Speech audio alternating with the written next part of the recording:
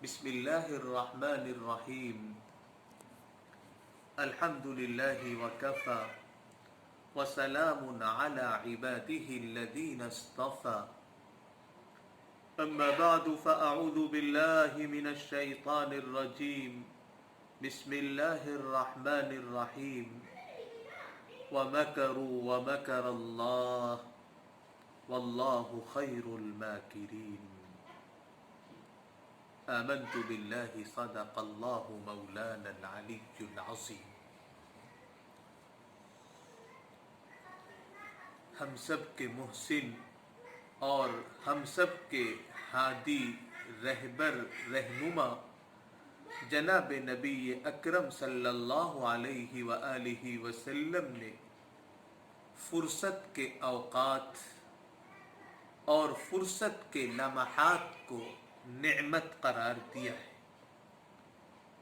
ہم سب کو اس نعمت کی قدر کرنی چاہیے اور فرصت کے اوقات و لمحات کے لیے سب سے زیادہ مبارک اور پاکیزہ مشغلہ یہ ہے کہ قرآن کریم کی تلاوت کی جائے اور اسی کے ساتھ ساتھ نبی اکرم صلی اللہ علیہ وسلم کی پاکیزہ اور روشن سیرت کا مطالعہ بھی کیا جائے اسوے کے طور پر، اس نقطۂ نظر اور اس انداز سے کہ آقا علیہ الصلاۃ والسلام کی اس مبارک زندگی کو ہم اپنی زندگیوں میں کس طرح شامل کر سکتے ہیں، آپ کے کن کن طریقے اور کن کن باتوں پر ہم کس کس طرح عمل کر سکتے ہیں. گھر کے بچوں اور عورتوں کو بھی اس مطالعے میں شامل رکھا جائے اور یہ یقین رکھا جائے کہ نبی پاک صلی اللہ علیہ وسلم کی پاکیزہ سیرت اور آپ صلی اللہ علیہ وسلم کی مبارک احادیث، یعنی آپ کی کتھنی اور آپ کی جیونی، یہ نہ صرف مسلمانوں کے لیے بلکہ پوری مانوتا اور پوری دنیا انسانیت کے لیے راہبر ہے، رہنما ہے اور پوری انسانیت کو نبی پاک صلی اللہ علیہ وسلم کی ان ہدایات سے اور قرآن کریم سے فائدہ اٹھانے کی فکر کرنی چاہیے. وطن عزیز کے موجودہ حالات میں مسلمانوں پر اور خاص طور پر نوجوانوں پر کبھی کبھی مایوسی کی کیفیت طاری ہونے لگتی ہے. مایوسی سے اپنے آپ کو بچانے کے لیے اور امید کی شمع اور حوصلے کا چراغ روشن کرنے کے لیے ہمارے پاس قرآن کریم موجود ہے، ہمارے پاس نبی پاک صلی اللہ علیہ وسلم کی پاکیزہ سیرت ہے. ہمیں اس کے مطالعے کے اندر اور اس کے سمجھنے کے اندر اور اس کے پڑھنے کے اندر لگ جانا چاہیے. اور رمضان المبارک میں خاص طور پر غزوہ بدر جو رمضان ہی میں پیش آیا تھا اور اسی طریقے سے فتح مکہ کا مبارک واقعہ، اس کی تفصیلات کو سننا چاہیے، سنانا چاہیے اور عام کرنا چاہیے. ابھی بظاہر ایسا لگ رہا ہے کہ موجودہ وبائی بیماری میں صرف مسلمانوں کا چیک اپ ہو رہا، پکڑ پکڑ کے انہیں ہی آئسولیشن یا قرنطینہ میں رکھا جا رہا ہے، یعنی پہرے اور قید میں بٹھایا جا رہا. آپ قرآن کی زبان میں اسے پڑھیے اور سمجھیے. سب سے پہلے قرآن کیا بتا رہا؟ وَمَكَرُوا وَمَكَرَ اللَّهُ وَاللَّهُ خَيْرُ الْمَاكِرِينَ. اور ان دشمنوں اور حق کا انکار کرنے والوں نے خفیہ تدبیر کی اور اللہ نے بھی پوشیدہ اور خفیہ تدبیر کی اور اللہ سب سے بہتر تدبیر کرنے والا. اور کہیے قرآن کی زبان میں پڑھیے اور دیکھیے قرآن کیا کہہ رہا.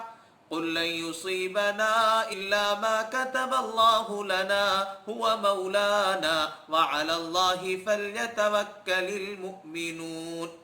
ان سے کہیے ہمیں ہرگز کوئی برائی یا بھلائی نہیں پہنچتی مگر وہ جو اللہ نے ہمارے لیے لکھ دی ہے۔ اللہ ہی ہمارا مولا، رکھوالا، کارساز ہے، اور ایمان والوں کو اسی پر بھروسہ کرنا چاہیے۔ اللہ کا فضل و احسان ہے کہ جن مسلمانوں کو آئسولیشن میں لے جایا جا رہا ہے، 95 سے لے کر 98% تک مسلمان اللہ کے فضل و کرم سے صحت یاب ہو کر سلامتی کے ساتھ گھروں کو واپس لوٹ رہے ہیں۔ پھر دیکھیے قرآن کیا کہہ رہا، یختص برحمتہ من یشاء واللہ ذو الفضل العظیم۔ اپنی رحمت کے ساتھ اللہ جسے چاہتا ہے خاص کر دیا کرتا ہے۔ اللہ بہت بڑے فضل کا مالک، بہت بڑے فضل والا۔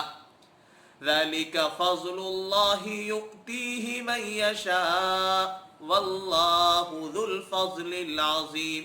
یہ اللہ کا فضل ہے، اللہ جسے چاہتا ہے اپنے فضل سے نوازتا ہے۔ اللہ فضل عظیم کا مالک۔ اور صاف سمجھیے کہ اگلا مرحلہ دوسروں کا ہے۔ اب دوسروں کی باری عن قریب آنے والی ہے، ان سبھی لوگوں کی جو کسی تقریب حلف برداری میں شرکت کر رہے تھے، یا کسی مذہبی تقریب و پروگرام میں لگے ہوئے تھے، یا کسی اور فنکشن میں مشغول تھے، انشاءاللہ۔ اور اب بڑے پیمانے پر ایسی ٹیسٹنگ کٹس درآمد کیے جا رہی ہیں جو ایک دن میں تقریباً 6000 افراد کا ٹیسٹ کرنے کی کیپیسٹی رکھتی۔ جب تک یہ کٹس آئیں گی امید ہے کہ مسلمانوں کی اسکریننگ ہو جائے گی، اور جب دوسروں کی اسکریننگ شروع ہوگی تو پھر دیکھیے گا قرآن کیا کہتا ہے، تربصوا انا معکم متربصون۔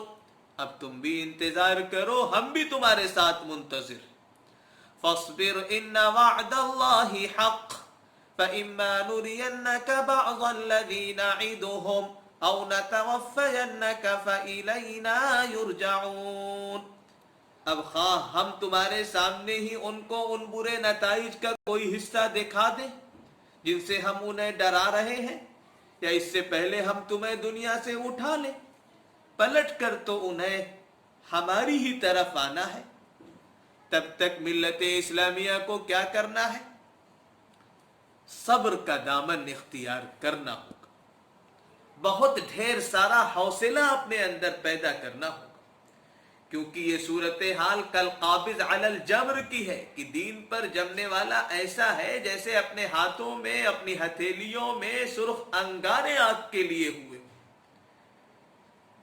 اپنے اندر پائی جانے والی کمیوں کو، خامیوں کو دور کرنا ہے، اپنی اثر نو صف بندی کرنی، تمام قسم کے اختلافات کو بالائے طاق رکھ دینا، خدمت خلق اور انسانیت اور مانوتا کی خدمت و سیوا کے لیے اپنے پیٹوں پر پتھر باندھنا، اور نبی پاک صلی اللہ علیہ وسلم کے پاکیزہ اسوے اور حضرات صحابہ کرام کے بابرکت طریقے کے مطابق کھجوروں پر اکتفا کر کے دوسروں کو روٹی دینا ہے، اخلاق کی بلندی اور کردار کی پختگی اپنے اندر پیدا کرنی، دل نوازی اور دل سوزی اپنانی، انسانیت کی نجات اور بھلائی کے لیے راتوں کی تنہائیوں میں تڑپنا اور بلکنا، جہنم کے عذاب سے بچنے اور بچانے کے لیے اپنے آپ کو کھلانا،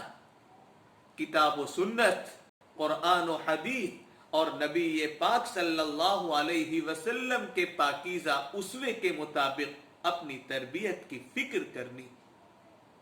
رب کریم ہم سب کو توفیق سے نوازے اور ہم کو ظالموں کا نشانہ اور تختہ مشق نہ بنائے، اور اپنی رحمت و عافیت کے سائے اور پناہ گاہ میں ہم سب کو رکھے۔ فَإِنَّ مَعَ الْعُسْرِ يُسْرًا إِنَّ مَعَ الْعُسْرِ يُسْرًا۔ یقیناً دشواری کے ساتھ آسانی ہے، یقیناً مشکل کے ساتھ آسانی ہے، اور ہر غم کا نتیجہ راحت ہے۔